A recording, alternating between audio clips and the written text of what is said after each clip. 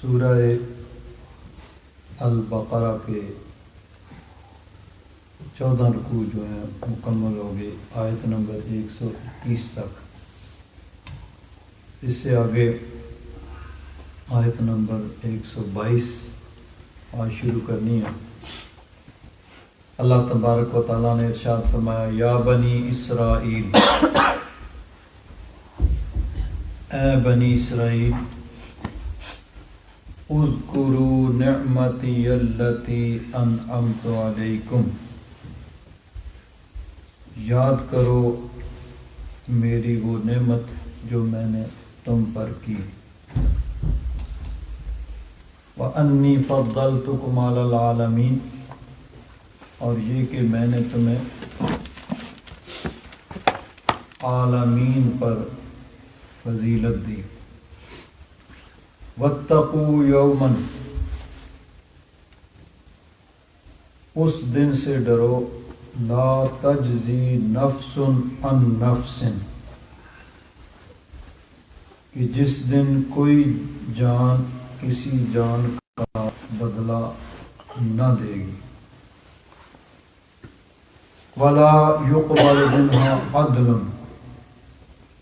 اور اس سے کوئی تاوان، مالی تاوان بھی قبول نہیں کیا جائے گا، ولا تنفع شفاعت، نہ اسے کوئی شفاعت سفارش نفع دے گی، ولا هم ینصرون، اور نہ ان کی مدد کی جائے گی۔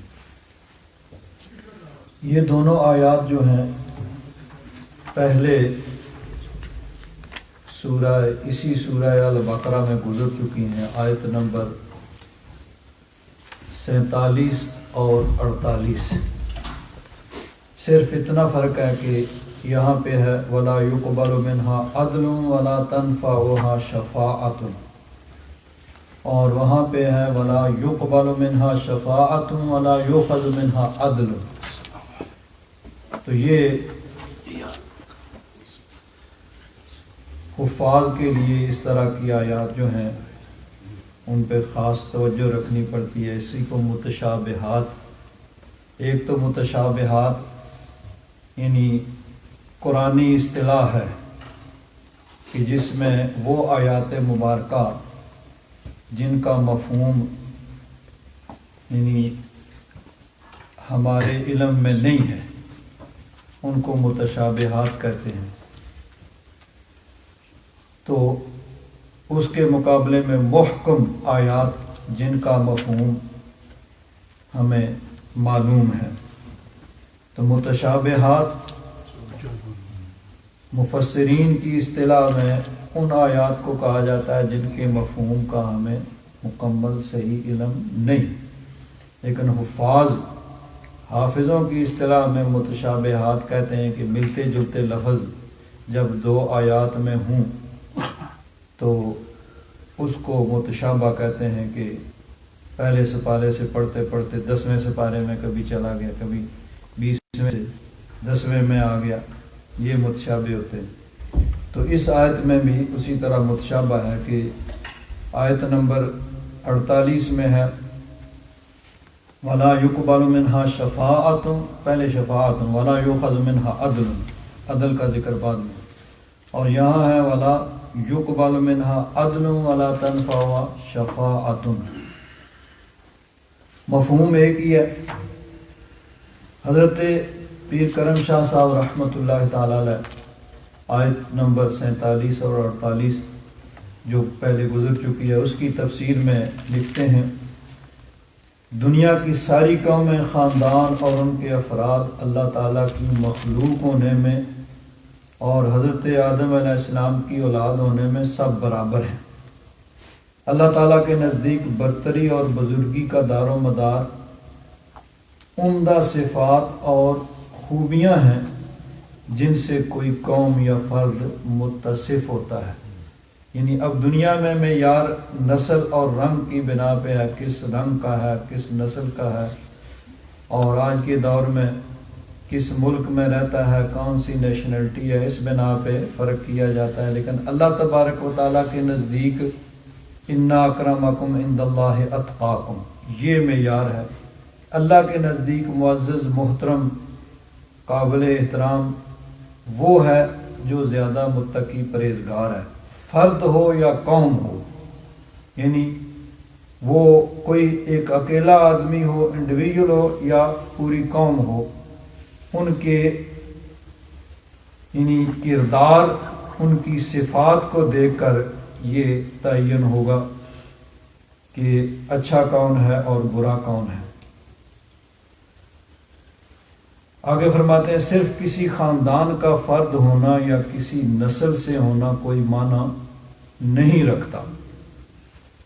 اب پھر یہ بات آئے گی کہ بنی اسرائیل کو جو اللہ تعالیٰ نے فرمایا کہ انی فضلتکم علی العالمین، میں نے تمہیں جہان والوں پر، یعنی اس وقت جتنی قومیں موجود تھیں سب پہ برتری اور فضیلت دی ہے۔ اس کی وجہ کیا ہے؟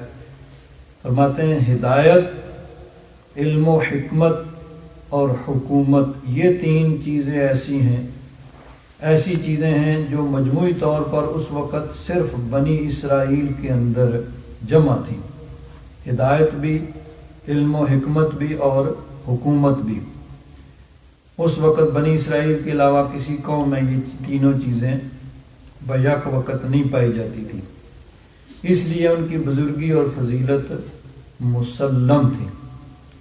لیکن جب ضد اور تعصب کی وجہ سے انہوں نے پیغام ہدایت کو ٹھکرا دیا اور اپنی خواہشات کی تسکین کے لیے علم و حکمت کے آسمانی صحیفوں میں تحریف اور بگاڑ شروع کر دیا، یعنی اللہ تعالیٰ کی نازل کی ہوئی کتابوں میں انہوں نے رد و بدل شروع کر دی اپنی خواہش کے پیش نظر،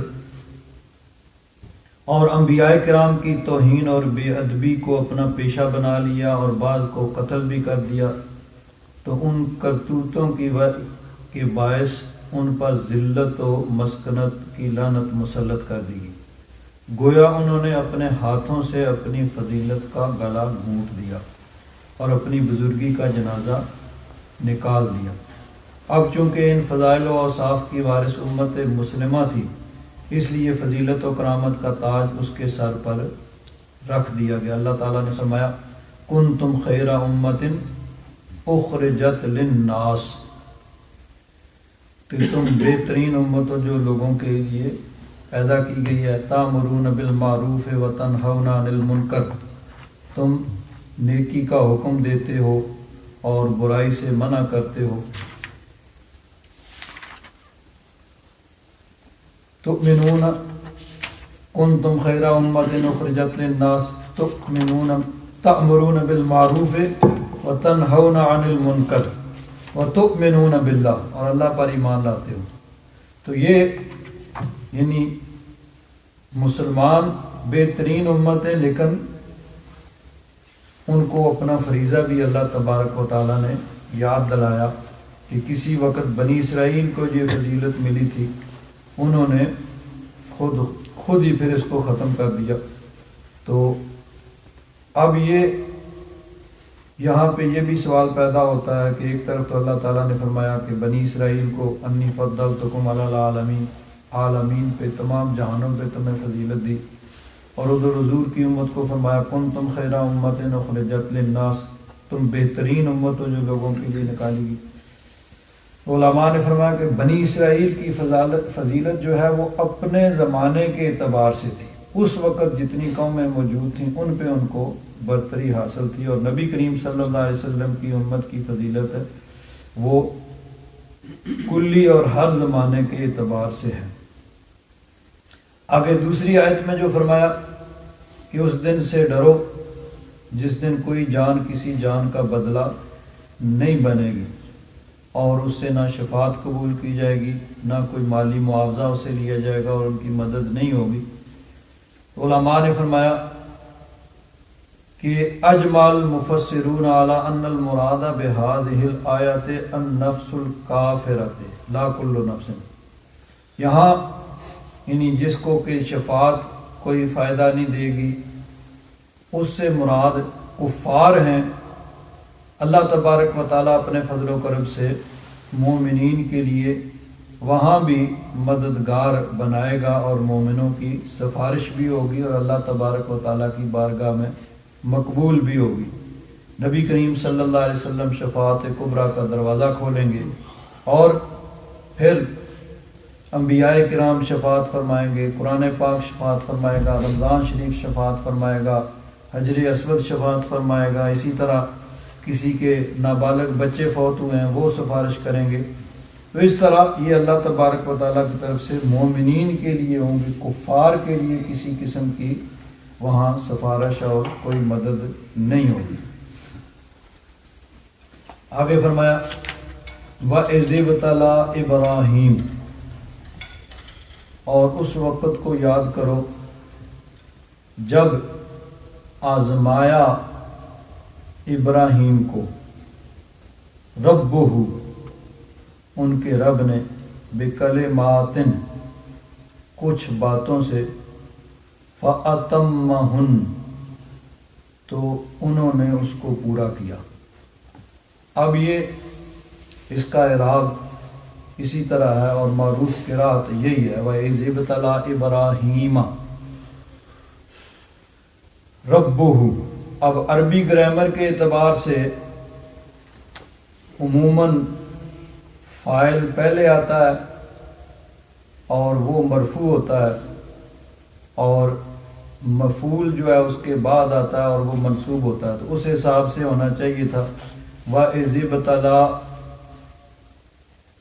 رَبُّهُ، لیکن اب پھر ضمیر کا یہ ہوگا کہ ضمیر کس کی طرف لوٹ لی ہے، اس لیے اس ضرورت کے پیش نظر یہاں مفعول کو مقدم کیا گیا۔ وَإِذِ ابْتَلَىٰ إِبْرَاهِيمَ، جب آزمایا ابراہیم کو، کس نے آزمایا؟ ربہ، ان کے رب نے۔ تو مفعول مقدم ہے اور فاعل جو ہے وہ مؤخر ہے، لیکن اس کی ایک قرأت یہ بھی ہے، یعنی وَإِذِ ابْتَلَىٰ إِبْرَاهِيمُ، پھر ابتلا کا معنی آزمائش نہیں بلکہ اس کا معنی ہوتا ہے دعا کرنا، عرض معروض کرنا، اس معنی میں اس کو لیا جائے گا کہ جب پکارا، جب دعا کی حضرت ابراہیم علیہ السلام نے ربہ، اپنے رب سے، تو پھر فاعل مقدم ہوگا اور مفعول مؤخر ہوگا، جو عربی گرامر کا عام روٹین ہے۔ تو بے کلمات، کچھ کلمات، یعنی اللہ تعالیٰ کی بارگاہ میں کچھ چیزیں مانگی، فَأَتَمَّهُنَّ، تو اللہ تبارک و تعالیٰ نے انہیں عطا فرمائی، جو ان کی معروضات، جو ان کی گزارشات تھیں، اللہ تعالیٰ نے انہیں عطا فرمائی۔ لیکن عام جو ہے یہی ہے کہ ابراہیم زبر کے ساتھ اور ربہ وہ مرفوع، یہ پہلا منصوب، کہ حضرت ابراہیم علیہ السلام کو اللہ تبارک و تعالیٰ نے آزمایا یا کچھ چیزوں کا حکم دیا، بے کلمات، کچھ چیزوں کا حکم دیا، فَأَتَمَّهُنَّ، تو حضرت ابراہیم علیہ السلام نے ان کو پورا کیا۔ اب وہ چیزیں کیا تھیں جن کے ذریعے اللہ تبارک و تعالیٰ نے انہیں آزمایا یا ان کو حکم دیا؟ تو ایک قول تو یہ ہے کہ وہ امتحانات، وہ آزمائشیں جو حضرت ابراہیم علیہ السلام پر ڈالی گئی، جن کے ذریعے سے حضرت ابراہیم علیہ السلام کو آزمایا گیا۔ اب یہ جو آزمانا ہے یہ ہمارے اعتبار سے ہے کہ ہمیں پتہ نہیں ہوتا کہ ہم کسی کو آزمائیں گے تو وہ کیا کرے گا، لیکن اللہ تبارک و تعالیٰ تو سب جانتا ہے کہ کسی کو حکم دوں گا تو وہ عمل کرے گا نہیں کرے گا۔ تو وہاں مراد ظاہر کرنا ہے، دوسروں کو دکھانا مراد ہوتا ہے۔ تو حضرت ابراہیم علیہ السلام کو اللہ تبارک و تعالیٰ نے جس طرح حکم دیا کہ سب سے پہلے تو آتش نمرود میں حضرت ابراہیم علیہ السلام رب کی رضا کے لیے کود پڑے، اللہ تبارک و تعالیٰ کے پیغام کو پہنچایا، اور نمرود نے انکار کیا اور بالآخر آپ کے لیے آگ جلائی۔ حضرت ابراہیم علیہ السلام رب کی رضا کی خاطر سب کچھ جو ہے وہ قبول کر رہے ہیں۔ فرشتوں نے عرض کی کہ آپ حکم دیں، جیسے آپ کا حکم ہوگا ہم اس طرح کریں گے، اللہ تعالیٰ نے بھیجا ہے، آپ جو حکم دیں اس طرح کریں، اسی آگ میں ان کو جلا کے مار دیں۔ حضرت ابراہیم علیہ السلام نے فرمایا کہ تم سے کوئی عرض نہیں۔ فرشتوں نے کہا رب سے عرض کرو۔ حضرت ابراہیم علیہ السلام نے فرمایا علمہ بحالی حسبی من سوالی، کہ میرا رب میرے حال کو مجھ سے بہتر جانتا ہے، اگر میرے رب کی رضا اس میں ہے تو ہم اسی میں خوش ہیں۔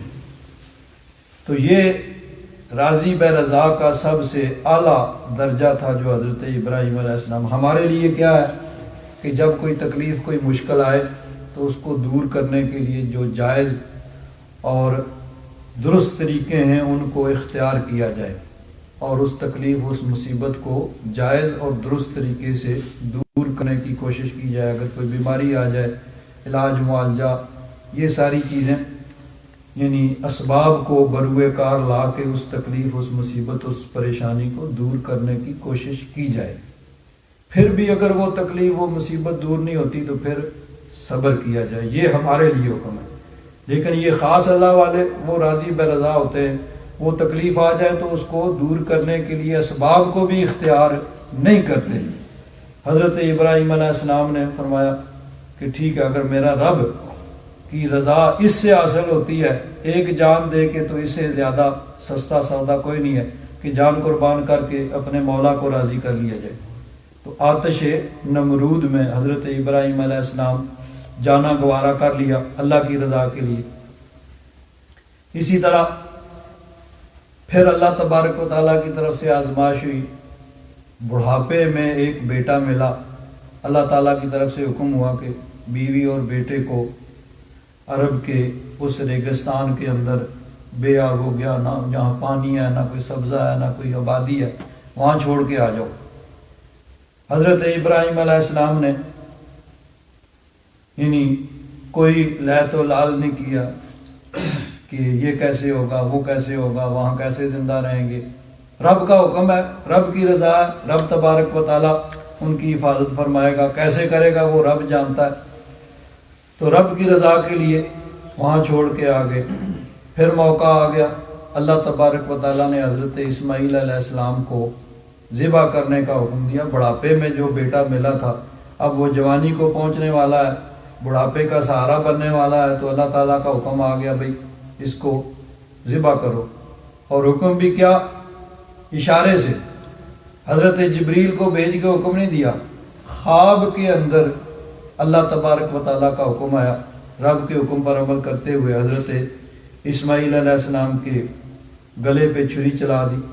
تو یہ وہ چیزیں ہیں جن کے ذریعے اللہ تبارک و تعالیٰ نے حضرت ابراہیم علیہ السلام کی فضیلت کو ظاہر فرمایا، جس کو ہم آزمائش کہتے ہیں کہ آزمایا، یعنی ان کی فضیلت کو ظاہر فرمایا۔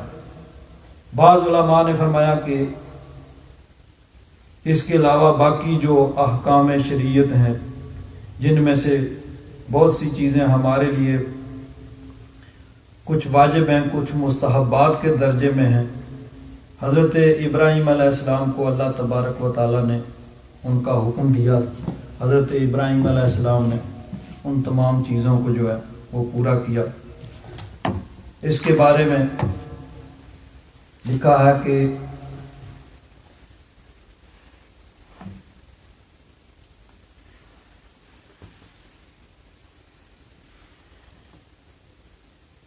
حضرت عبداللہ بن عباس رضی اللہ تعالیٰ عنہما فرماتے ہیں کہ اللہ تعالیٰ نے ان کلمات کے ساتھ جس کو بھی آزمایا تو صرف حضرت ابراہیم علیہ السلام نے ان کو یعنی مکمل طور پر پورا کیا۔ اسلام کے ساتھ آزمایا تو حضرت ابراہیم علیہ السلام نے اس کو مکمل کیا، اللہ تعالیٰ نے ان کے لیے برات لکھی اور فرمایا وَإِبْرَاهِيمَ الَّذِي وَفَّى۔ ابراہیم جو ہے انہوں نے اللہ تبارک و تعالیٰ کی حکم کو پورا کیا۔ بعض علماء نے اس کا معنی یہ لکھا ہے کہ اللہ تبارک و تعالیٰ نے جو ان کو دوسری چیزوں کا حکم دیا تھا، یہاں وہ مراد ہے۔ یہ بھی حضرت عبداللہ بن عباس کی روایت ہے اسی آیت کے تحت، وَإِذِ ابْتَلَىٰ إِبْرَاهِيمَ رَبُّهُ بِكَلِمَاتٍ فَأَتَمَّهُنَّ، کہ اللہ تعالیٰ نے حضرت ابراہیم علیہ السلام کو کچھ چیزوں کا حکم دیا، انہوں نے پورا کیا۔ حضرت عبداللہ بن عباس فرماتے ہیں کہ اللہ تعالیٰ نے حضرت ابراہیم علیہ السلام کو طہارت کے ساتھ آزمایا۔ 5 چیزیں سر میں تھیں اور 5 پورے جسم میں تھیں۔ اب وہ کون سی چیزیں تھیں؟ حضرت ابراہیم علیہ السلام کو یعنی ان پہ جو چیزیں واجب کی گئیں، فرض کی گئیں، فرماتے ہیں مونچھوں کا کاٹنا، کلی کرنا، ناک میں پانی ڈالنا، مسواک کرنا، مانگ نکالنا، یہ تو ہوگی یعنی سر میں یعنی چہرے میں، اور 5 چیزیں وہ ہیں باقی جسم میں، ناخنوں کا کاٹنا، زیر ناف بال جو ہیں ان کو صاف کرنا، ختنہ کرنا، بغلوں کے بال جو ہیں ان کا اکھیڑنا، اور اسی طرح پیشاب اور پاخانہ کے بعد پانی سے استنجا کرنا۔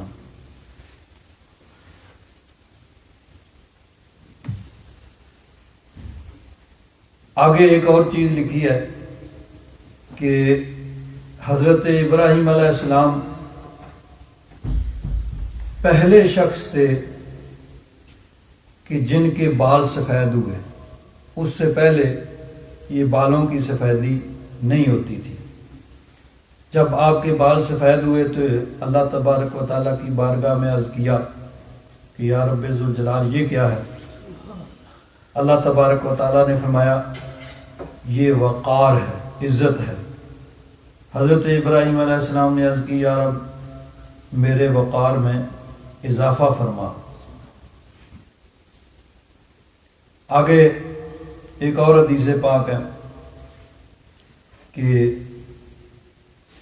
سب سے پہلے جس نے ممبر پہ خطبہ دیا وہ حضرت ابراہیم خلیل اللہ علیہ السلام ہے، اور سب سے پہلے جس نے سرید بنائی، سرید کہتے ہیں کہ سالن کے اندر روٹی کے ٹکڑے ڈال کے پھر ان کو کھانا، روٹی کے ٹکڑے جب سالن میں ڈالے جائیں تو اس کو سرید کہا جاتا ہے۔ یہ عرب میں اور خاص طور پر نبی کریم صلی اللہ علیہ وسلم اس کو پسند فرماتے تھے، اس لیے حضور کی سنت کے یعنی خاطر اس کو پسند کیا جاتا ہے۔ آگے ہے جس نے سب سے پہلے تلوار چلائی، جس نے سب سے پہلے مسواک کیا، جس نے سب سے پہلے پانی سے استنجا کیا، حضرت ابراہیم علیہ السلام کی یہ سنتیں ہیں۔ تو علامہ قرطبی فرماتے ہیں کہ یہ احکام ہیں جن کا بیان اور جن سے آگاہی اور جن پر کلام کرنا ضروری ہے، تو اس لیے ان کو اب آگے تفصیل کے ساتھ پھر انہوں نے بیان کیا ہے کہ حضرت ابراہیم علیہ السلام کو یہ چیزیں جن کا حکم دیا گیا تھا، تو یہ ہمارے لیے بھی یہ چیزیں کچھ مستحبات کے درجے میں آتی ہیں، کچھ واجبات کے درجے میں آتی ہیں۔ سب سے پہلے ختنہ، اس کے متعلق لکھتے ہیں علماء کا اجماع ہے کہ سب سے پہلے حضرت ابراہیم علیہ السلام نے ختنہ کیا۔ آگے پھر ان کی عمر میں اختلاف ہے کس عمر میں کیا گیا تھا۔ بہرحال یہ آگے لکھا ہے کہ اس میں علماء کا اختلاف ہے کہ یہ واجب ہے یا سنت مؤکدہ ہے۔ تو فرماتے ہیں جمہور علماء کا نظریہ یہ ہے کہ یہ سنت مؤکدہ ہے، یعنی ایسی سنت جس کی تاکید ہے اور بغیر کسی وجہ کے اس سنت کو چھوڑا نہیں جا سکتا۔ سنت غیر مؤکدہ مستحب کے درجے میں ہوتی ہے کہ اگر اس کو نہ بھی کریں تو اس میں گناہ نہیں ہے، اور سنت مؤکدہ جو ہے وہ واجب سے کم درجہ ہوتا ہے لیکن اس کو بلا وجہ نہیں چھوڑ سکتے، بغیر کسی شرعی عذر کے اگر اس کو چھوڑا جائے گا تو آدمی گناہ گار ہوگا، اس کے بارے میں بعض پرس ہوگی۔ تو ختنہ کے متعلق علماء نے یہ کہا ہے کہ یہ سنت مؤکدہ ہے۔ بہرحال اختلاف ہے، کچھ نے اس کو واجب کہا، کچھ نے سنت مؤکدہ کہا۔ اب اس میں آگے پھر ایک اور بحث آ گئی کہ اگر بچہ ختنہ شدہ پیدا ہو تو اب چونکہ ضرورت نہیں ہے تو وہی کافی ہے۔ اب عام لوگوں میں تو یہ چیز شاید نہ ہو، لیکن بعض روایات میں ہے کہ انبیاء کرام جو ہیں، کئی انبیاء کرام وہ مختون پیدا ہوئے، ختنہ شدہ پیدا ہوئے۔ ایک روایت میں یہ حضرت کعب احبار سے علامہ ابن جوزی نے اس روایت کو بیان کیا ہے کہ 13 انبیاء کرام وہ مختون یعنی ختنہ شدہ پیدا ہوئے ہیں۔ ان میں حضرت آدم علیہ السلام، آپ کے بیٹے حضرت شیس علیہ السلام، حضرت ادریس، حضرت نوح، اسی طرح آگے، اور نبی کریم صلی اللہ علیہ وسلم کہ نبی کریم صلی اللہ علیہ وسلم بھی مختون۔ بعض روایات میں حضور کی ولادت کی جو روایات ان میں یہ ہے کہ حضور مختون ختنہ شدہ اور ناف بریدہ، کہ بچہ جب پیدا ہوتا ہے تو اس کا ناڑو جو ہے وہ کاٹا جاتا ہے، تو حضور ختنہ شدہ ناف بریدہ جو ہیں وہ پیدا ہوئے تھے۔ تو یہ ختنہ جو ہے یہ سنت ہے۔ اب اس کے آگے دوسری چیز ہے، ختنے کے بارے میں بھی ایک مسئلہ یہ بھی ہے کہ کس وقت کیا جائے۔ اس کے لیے کوئی عمر جو ہے وہ مقرر نہیں ہے۔ حضرت ابراہیم علیہ السلام کے متعلق یہ ہے کہ آپ نے اپنا ختنہ خود کیا بڑی عمر میں، پھر اپنے بیٹے حضرت اسماعیل علیہ السلام کا ختنہ 13 سال کی عمر میں کیا، اور حضرت اسحاق علیہ السلام کا ختنہ 7ویں روز کیا۔ تو اب یہ اس میں گنجائش ہے کہ کوئی وقت جو ہے اس کے لیے مقرر نہیں ہے۔ حضرت سیدہ فاطمہ الزہرا رضی اللہ تعالیٰ عنہ اور حضرت علی، انہوں نے اپنی اولاد یعنی اپنے بیٹوں حضرت امام حسن، حضرت امام حسین، ان کے یہ 7ویں روز جو ہے وہ ختنے کیے تھے۔ تو اس اعتبار سے یہ 7ویں روز مستحب ہے، لیکن یہ مقرر نہیں، ضروری نہیں، اس کے بعد بھی یعنی جب آسانی ہو اس وقت کیا جا سکتا ہے۔ اب اسی سلسلے میں ایک اور مسئلہ اس کو بھی آگے لکھا ہے کہ کوئی آدمی غیر مسلم وہ مسلمان ہوتا ہے، تو اب اس کے لیے ختنہ جو ہے علماء نے لکھا ہے کہ مستحب ہے، اگر ممکن ہو ایسی صورت تو کر لیا جائے، لیکن جب مستحب ہے تو اس کا مطلب ہے کہ وہ واجب یا فرض نہیں ہے کہ نہیں کیا جائے گا تو وہ گناہگار ہوگا یا اس میں اس کے اسلام میں کوئی نقص ہوگا، لیکن اگر ممکن ہو کسی صورت میں تو کر لیا جائے، یعنی مستحب ہے، بہتر ہے، اگر نہ کیا جائے تو حرج نہیں۔ دوسرا مسئلہ آ گیا جو حضرت ابراہیم علیہ السلام کو جو حکم دیا گیا ان کلمات میں، زیر ناف بال جو ہیں ان کو صاف کرنا۔ حضرت ابراہیم علیہ السلام کو اللہ تبارک و تعالیٰ نے اس چیز کا حکم دیا، انہوں نے پورا کیا، اور ہمارے لیے بھی اس کو یعنی حضور نبی کریم صلی اللہ علیہ وسلم کی سنت ہے اور سنت مؤکدہ ہے۔ اب اصل جو ہے اس میں زیر ناف بال جو ہیں ان کو دور کرنا ہے، اس کے لیے کوئی طریقہ جو ہے وہ شریعت میں مقرر نہیں کیا گیا ہے، کہ زمانے کے اعتبار سے جو بھی طریقہ ممکن ہو اس طریقے سے ان کو دور کرنا جو ہے وہ ضروری ہے، اور مرد اور عورت دونوں کے لیے وہ ضروری ہے، لیکن اس کے لیے کوئی طریقہ کہ اس طریقے سے کیا جائے یا اس طریقے سے کیا جائے، یعنی کوئی بھی طریقہ اس میں استعمال کیا جا سکتا ہے، لیکن اصل مقصد جو ہے وہ زیر ناف بالوں کو دور کرنا ہے۔ بغل کے باغ جو ہیں ان کو صاف کرنے کا یعنی طریقہ وہ بھی حکم دیا گیا ہے، وہ بھی سنت ہے، لیکن یہ علماء نے لکھا ہے کہ بغلوں کے بال نوچنا سنت ہے، اور زیر ناف بال جو ہیں ان کا مونڈنا وہ سنت ہے، لیکن آگے لکھا ہے کہ اس میں یہ ضروری نہیں ہے، اصل مقصد نظافت صفائی حاصل کرنا ہے، جو بھی طریقہ جو ہے اس کو اختیار جو ہے وہ کیا جا سکتا ہے۔ اس کے بعد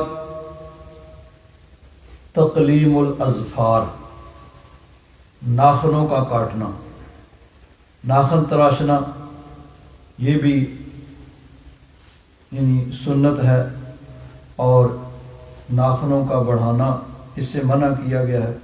عام طور پر عورتوں کے اندر یعنی یہ غلط طریقہ رائج ہوتا ہے کہ وہ یعنی ناخنوں کو لمبا کرتی ہیں، یہ چیز خلاف شرع ہے اور یعنی منع ہے۔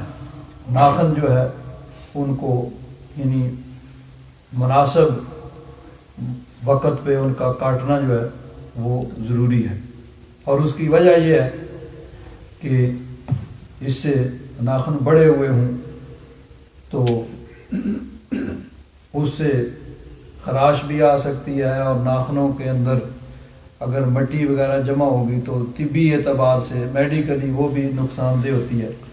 تو اس لیے اس چیز کا یعنی اسلام دین فطرت ہے، اور ہر کام جو بھی حکم دیا گیا ہے وہ فطرت کے مطابق ہے۔ ایک حدیث پاک میں آتا ہے کہ نبی کریم صلی اللہ علیہ وسلم نے ارشاد فرمایا، اپنے ناخن کاٹو اور ناخنوں کے تراشوں کو دفن کرو، یعنی یہ بہتر طریقہ یہی ہے کہ ان کو دفن کر دیا جائے، لیکن یہ اگر ممکن ہو اور اپنے جوڑوں کو جس طرح یعنی ہاتھوں پاؤں انگلیوں کے ان کو صاف کرو، اور کھانے سے اپنے مسوڑوں کو صاف کرو، مسواک کرو، اور میرے پاس پیلے دانتوں اور بدبو کے ساتھ نہ آیا کرو۔ یہ حدیث پاک نقل کرنے کے بعد حضرت امام ترمذی وہ فرماتے ہیں کہ ناخن کاٹنا یہ اس لیے ہے کیونکہ اس سے خراش لگ سکتی ہے اور نقصان ہوتا ہے، اور اس میں میل جمع ہوتی ہے، اور اسی طرح بعض اوقات انسان جنبی ہوتا ہے، یعنی غسل کی ضرورت ہوتی ہے، اور ناخنوں کے نیچے جو میل جمع ہوتی ہے وہ پانی کو جلد تک پہنچنے سے روکتی ہے، اور جب تک پانی وہ جلد تک نہیں پہنچے گا اس کا غسل نہیں ہوگا، وہ جنبی رہے گا۔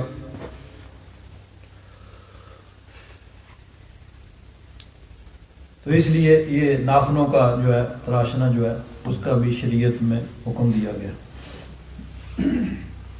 ایک حدیث پاک میں یہ ہے، ایک صاحب نبی کریم صلی اللہ علیہ وسلم کی بارگاہ میں آئے تو آسمان کے متعلق انہوں نے کوئی بات پوچھی، تو نبی کریم صلی اللہ علیہ وسلم نے ارشاد فرمایا، تم میں سے کوئی آسمان کے متعلق پوچھتا ہے جبکہ اس کے ناخن پرندوں کے ناخنوں کی طرح ہوتے ہیں، حتیٰ کہ ان میں میل کچیل جمع ہو جاتی ہے۔ تو اب یہ یعنی ایک تو یہ کہ سوال کسی مقصد کے تحت ہوتا ہے، بلا مقصد بلا ضرورت جس سے کوئی غرض نہیں ہے، اس قسم کے سوالات اچھے نہیں ہیں، اور دوسری بات یہ ہے کہ اس سے جو ضروری کام ہے وہ تو نہیں کر رہے، لیکن وہ جو غیر ضروری کام ہے وہ اس کے متعلق پوچھ رہے ہو، یہ جو تم پہ لازم ہے اور تمہارے لیے ضروری ہے اس کو تم جو ہے وہ نہیں کر رہے۔ آگے ہے مونچھوں کا کاٹنا، یہ بھی حضرت ابراہیم علیہ السلام کی اور نبی کریم صلی اللہ علیہ وسلم کی سنت ہے، اور نبی کریم صلی اللہ علیہ وسلم نے اس کا حکم دیا ہے۔ تو مونچھوں کو کم از کم اتنا کاٹا جائے کہ یہ یعنی لبوں کی سفیدی جو ہے وہ ظاہر ہو جائے، لیکن بالکل یعنی مونچھوں کو صاف کرنا اس کو ناپسند کیا گیا ہے۔ یعنی حضور نبی کریم صلی اللہ علیہ وسلم نے مونچھوں کو پست کرنے اور داڑھی کو بڑھانے کا حکم دیا۔ حدیث پاک میں نبی کریم صلی اللہ علیہ وسلم نے ارشاد فرمایا کہ مشرکین کی مخالفت کرو، مونچھوں کو پست کرو اور داڑھیوں کو بڑھاؤ۔ تو یہ نبی کریم صلی اللہ علیہ وسلم کا حکم مبارک ہے، اور حضور نبی کریم صلی اللہ علیہ وسلم کی سنت مبارکہ ہے۔ اور صحابہ کرام کے متعلق یہ ہے کہ حج اور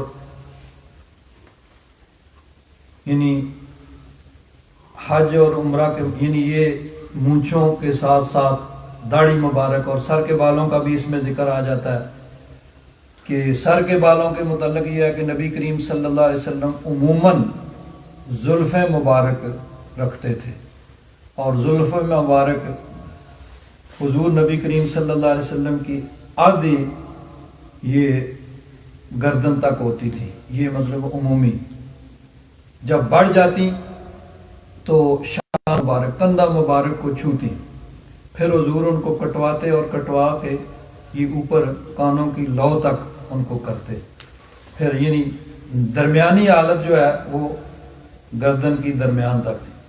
لیکن حج یا عمرہ کے موقع پہ نبی کریم صلی اللہ علیہ وسلم نے حلق بھی کروایا ہے، یعنی سارے سر کے بال جو ہیں ان کو صاف کروا دینا، تو اس طرح یہ بھی سنت ہے، لیکن عمومی سنت زلف مبارک۔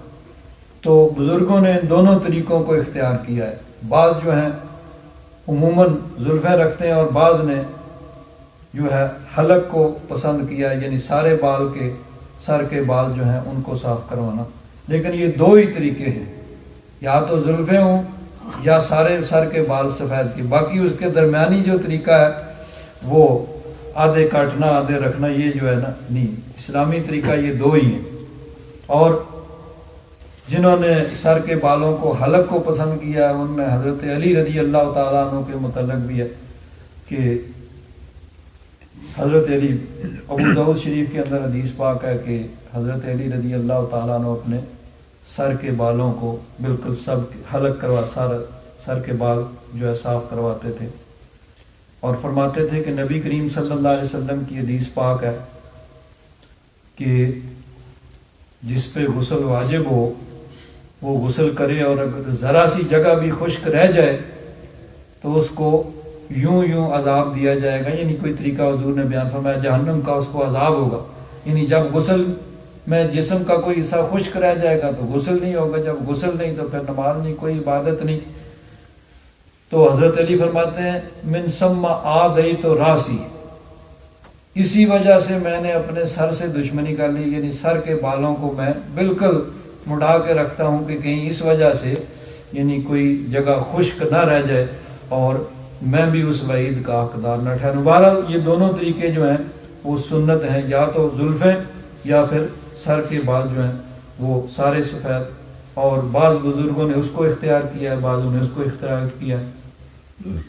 داڑھی شریف کے متعلق یہ ہے، صحابہ کرام کا طریقہ یہ تھا، حضرت عبداللہ بن عمر رضی اللہ تعالیٰ عنہما اور حضرت ابو ہریرہ کے متعلق بھی یہ ہے کہ وہ حج یا عمرے پہ اپنی داڑھی مبارک کو اپنے ہاتھ میں پکڑتے اور قبضہ یعنی یہ 4 انگل سے زیادہ، مٹھی سے زیادہ جو ہوتی اس کو وہ کاٹ دیتے۔ تو یہی نبی کریم صلی اللہ علیہ وسلم کی سنت ہے۔ اب عموماً یہ کہا جاتا ہے کہ داڑھی سنت ہے، تو اس کا مطلب یہ ہے کہ نبی کریم صلی اللہ علیہ وسلم نے داڑھی، چونکہ داڑھی مبارک حضور نے رکھی تھی اس اعتبار سے سنت ہے، لیکن چونکہ حضور کا حکم بھی ہے تو حضور کے حکم کی وجہ سے داڑھی رکھنا واجب ہے۔ تو اب سنت اس اعتبار سے ہے کہ حضور نے رکھی، جس طرح مثلا کوئی کہے کہ نماز پڑھنا حضور کی سنت ہے، تو اب سنت ہونے کے ساتھ ساتھ فرض بھی ہے، لیکن چونکہ حضور نے پڑھی ہے تو عموماً تو یہ نہیں کہا جاتا کہ نماز سنت ہے، لیکن داڑھی شریف کے متعلق عموماً یہ کہا جاتا ہے سنت، اور سنت کہہ کے پھر یعنی اس سے جان جو ہے وہ چھڑا لی جاتی ہے۔ میں پچھلے دنوں یہاں وہ حجامت کروانے کے لیے گیا ترکیوں کی مسجد میں، تو وہ ایک آدمی بیٹھا ہوا تھا، تو وہ ذرا مذاق کہنے لگا کہ وہ آپ نے صرف سر صاف کرانا ہے کہ داڑھی بھی؟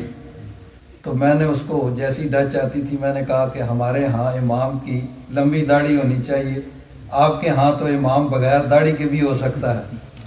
تو وہ تھوڑا سا شرمندہ بھی ہوا، وہ کہنے لگا یہ گردش یہ صرف سنت ہے حاجی یعنی سنت کہہ کے اس طرح جان جو ہے وہ چھڑا لی جاتی ہے، لیکن سنت اس اعتبار سے ہے کہ نبی کریم صلی اللہ علیہ وسلم نے رکھی ہے، لیکن چونکہ حضور کا حکم ہے تو حضور کے حکم کے اعتبار سے یہ واجب بھی ہے۔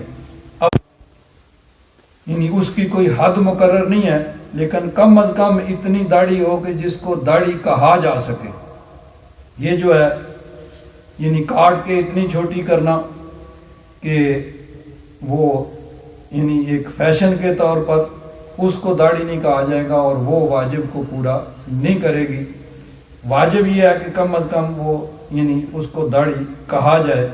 اور سنت جو ہے انہوں نے کہا کہ سنت جو ہے وہ 4 انگل یعنی قبضہ کی یاد ایک مٹھی بھر داڑھی جو ہے وہ سنت ہے. تو یہ نبی کریم صلی اللہ علیہ وسلم کی سنت مبارکہ حضور نے حکم دیا ہے کہ داڑھی کو بڑھاؤ اور مونچھوں کو پست کرو. حضرت ابراہیم علیہ السلام سارے انبیاء کرام کی یہ سنت ہے. اب اس میں پھر آگے علامہ قرطبی نے اس بات پہ بھی بحث کی ہے کہ کیونکہ اس میں یہ بھی آیا تھا کہ سب سے پہلے حضرت ابراہیم علیہ السلام کے بال جو ہیں وہ سفید ہوئے. تو حضرت ابراہیم علیہ السلام نے اللہ تبارک و تعالیٰ کی بارگاہ میں عرض کی کہ یا رب ذوالجلال یہ کیا ہے؟ اللہ تبارک و تعالیٰ نے فرمایا کہ یہ وقار ہے. تو حضرت ابراہیم علیہ السلام نے عرض کی کہ یا رب ذوالجلال میرے وقار میں اضافہ فرما. تو اب اس میں پھر یہ بھی بحث آ گئی کہ سفید بال جو ہیں ان کو رنگنا یہ کیسا ہے. تو اسلام میں اس کی اجازت ہے کہ سفید بالوں کو رنگا جا سکتا ہے. عموماً جو ہے زرد رنگ اس کو پسند کیا گیا ہے، لیکن خالص سیاہ رنگ جو ہے اس کو ناپسند کیا گیا ہے. بعض علماء نے تو اس کی بھی اجازت دی ہے، کچھ نے مشروط کچھ شرائط کے ساتھ اجازت دی ہے. لیکن بہرحال یہی ہے کہ صرف کالا رنگ نہ ہو، اس کے اندر کوئی دوسرا رنگ شامل کر لیا جائے تو پھر اس کی اجازت ہے.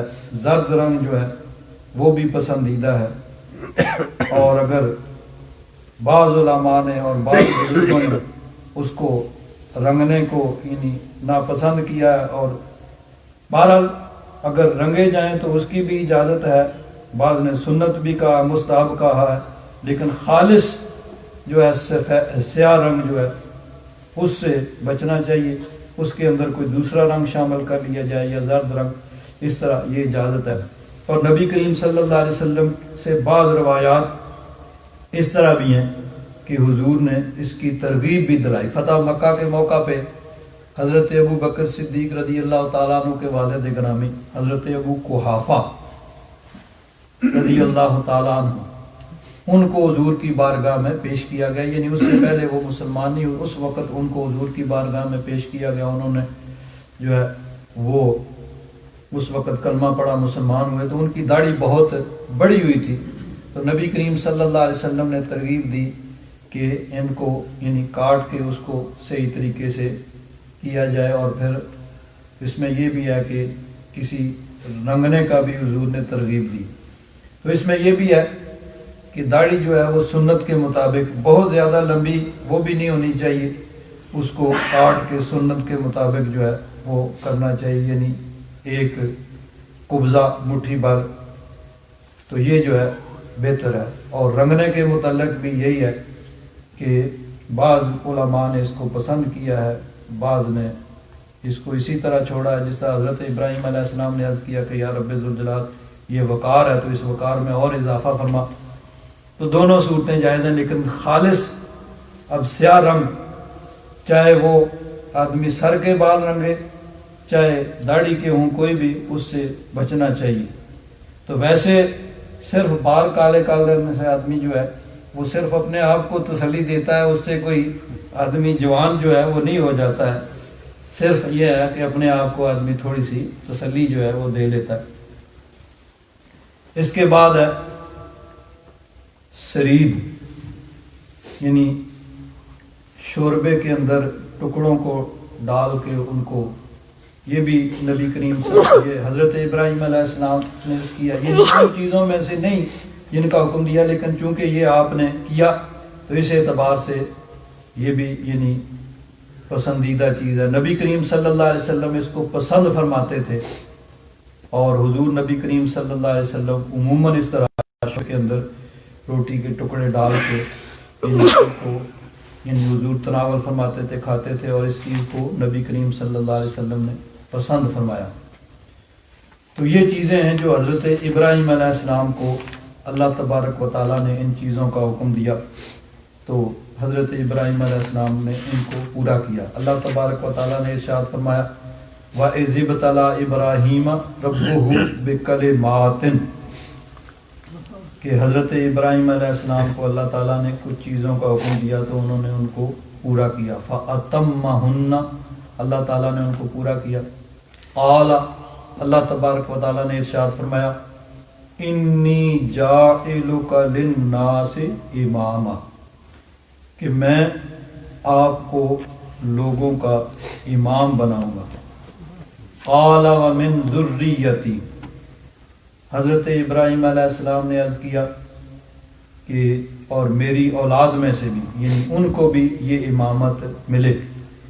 قال اللہ تبارک و تعالیٰ نے ارشاد فرمایا لا ینال عہد الظالمین میرا یہ عہد ظالموں کو نہیں پہنچے گا۔ اب امامت سے مراد نماز کی امامت بھی ہے اور امارت و حکومت بھی ہے، کیونکہ قرون اولیٰ میں شروع زمانے میں بادشاہ وقت، حاکم وقت، خلیفہ، بادشاہ وہی جو ہے وہ نماز کی امامت بھی کرتا تھا۔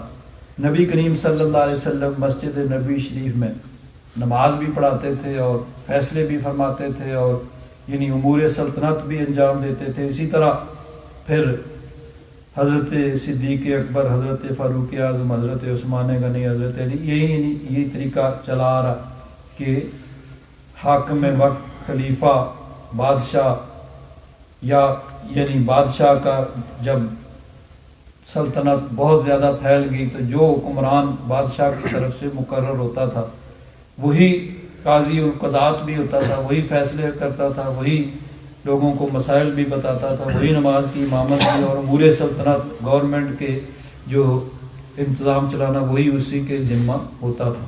بعد میں پھر اس کو الگ الگ ہو گیا کہ امامت کا الگ، بادشاہت الگ۔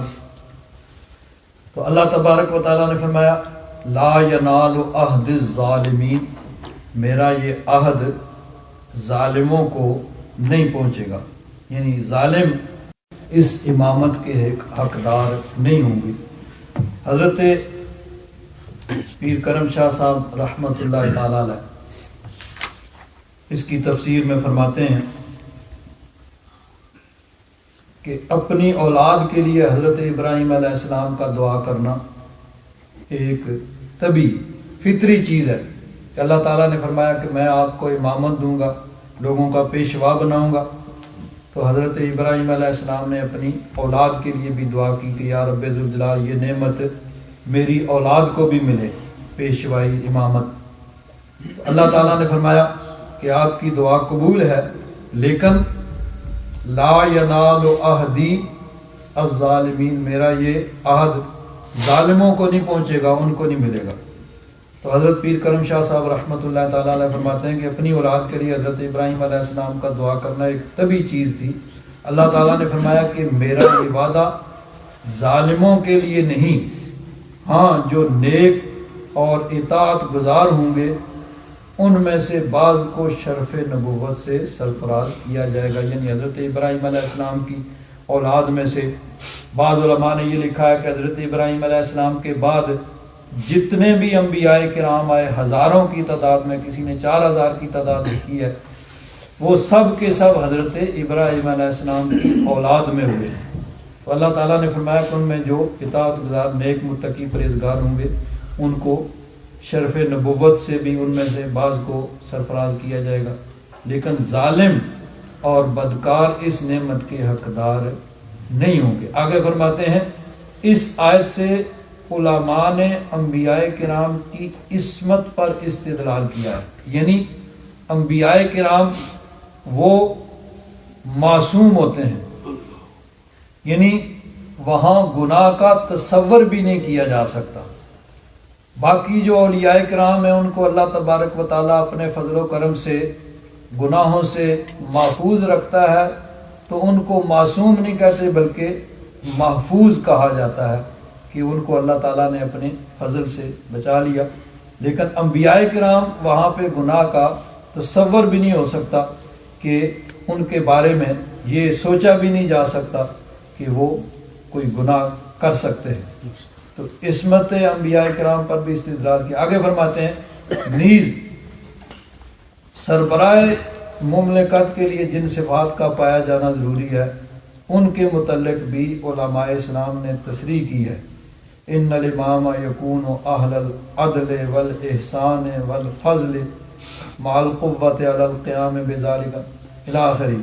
ترجمہ اس کا یہ ہے، یہ بھی علامہ قرطبی کے حوالے سے لکھا ہے، یعنی امام وہ ہونا چاہیے جس کا دامن کبیرہ گناہوں سے داغدار نہ ہو، احسان و فضل کی صفات سے متصف ہو، اس کے ساتھ ساتھ حکومت کی ذمہ داریوں کو بجا لانے کی قوت بھی اس میں صلاحیت بھی ہو.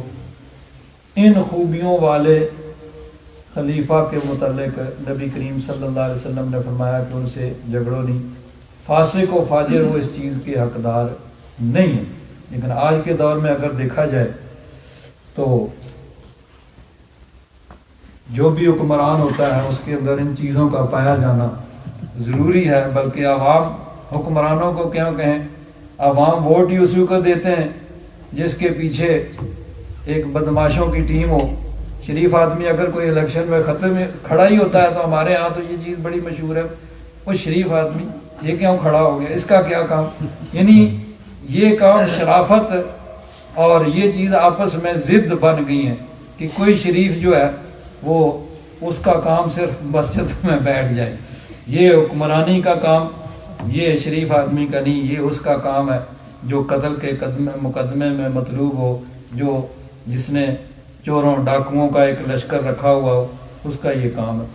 لیکن اللہ تعالیٰ نے فرمایا کہ نہیں، اس کے لیے بھی یعنی لا ینال عہد الظالمین. اسی سے علماء نے فرمایا کہ حکمرانی کا اقدار وہی ہوگا جو متقی پرہیزگار خوف خدا رکھنے والا ہوگا، عدل و انصاف کرنے والا ہوگا، جو یعنی ان صفات کے ساتھ متصف نہیں ہوگا. فاسق و فاجر وہ یعنی امام خلیفہ، امام صرف مسجد کا امام نہیں، مسجد کے امام کے لیے تو ان چیزوں کا ہونا ضروری ہے، یعنی مفتی، قاضی، اور امام کے لیے تو یعنی نیک متقی پرہیزگار ہونا ضروری ہے. بلکہ جو امارت و حکومت ہے اس کے لیے بھی انہی شرائط کا ہونا جو ہے وہ ضروری ہے.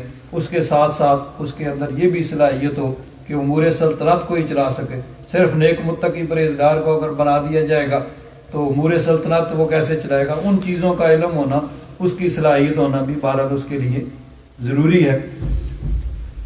اسی میں آگے پھر ایک مسئلہ جو ہے اس پہ بھی علامہ قرطبی نے بحث کی ہے، لا ینال عہد الظالمین، کہ جو فاسق و فاجر ہو وہ امامت کا حقدار نہیں ہے.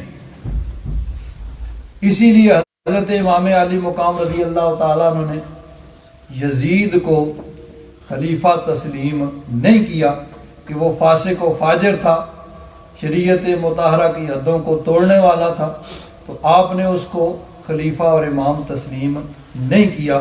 اور اس کے لیے حضرت امام علی مقام رضی اللہ تعالیٰ عنہ نے اپنی جان کا نذرانہ پیش کیا، اپنے اہل و عیال، اعوان و انصار سب کی جانوں کا نذرانہ پیش کیا. حضرت عبداللہ بن زبیر رضی اللہ تعالیٰ عنہما انہوں نے بھی یزید کی امارت کو تسلیم نہیں کیا اور بالآخر ان کی بھی شہادت ہوئی.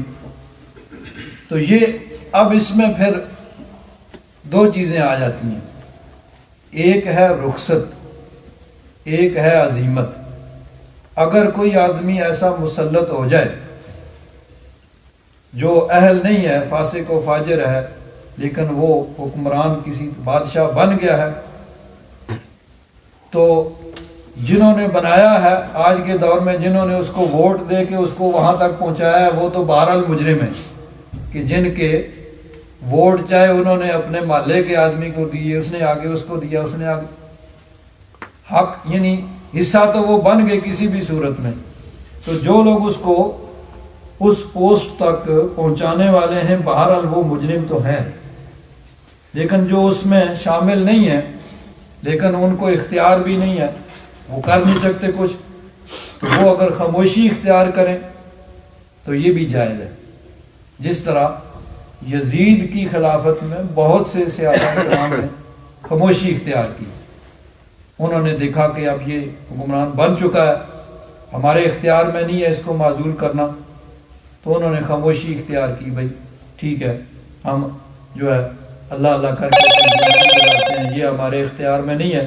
حضرت عبداللہ بن عمر بھی ان میں شامل تھے، بہت بڑے بزرگ صحابی ہیں، لیکن انہوں نے کنارہ کشی اختیار کی، خاموشی اختیار کی، بھائی ہمارے اختیار میں نہیں ہے، ہم کچھ نہیں کر سکتے، تو یہ ہے رخصت۔ لیکن حضرت امام علی مقام رضی اللہ تعالیٰ عنہ نے جو کیا وہ ہے عزیمت۔ رخصت یہ ہوتی ہے کہ کوئی غلط کام ہے لیکن انسان اس کو نہیں روک سکتا ہے تو آدمی خاموشی اختیار کر جائے، بھائی ٹھیک ہے ہم کچھ نہیں کر سکتے، تو یہ رخصت ہے۔ اور عزیمت یہ ہے کہ انسان اس کے باوجود اس کے خلاف اٹھ کھڑا ہو، چاہے اس کے لیے اس کو نقصان اٹھانا پڑے، تکلیف برداشت کرنی پڑے، مالی جانی نقصان اٹھانا پڑے، تو یہ عزیمت ہے۔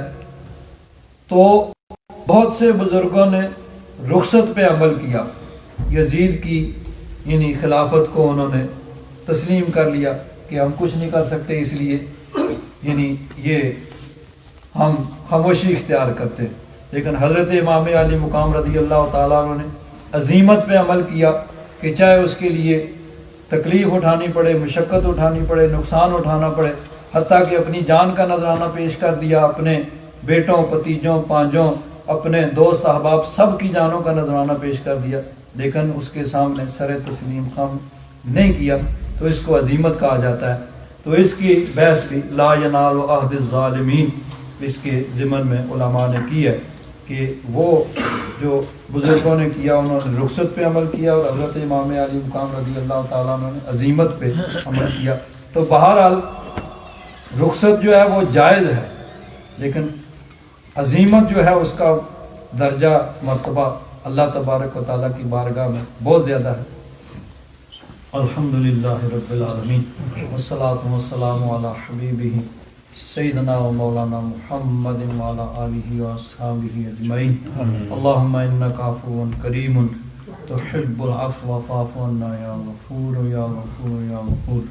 صلی اللہ تعالی علی حبیبہ سیدنا و مولانا محمد وعلی آلہ واصحابہ اجمعین۔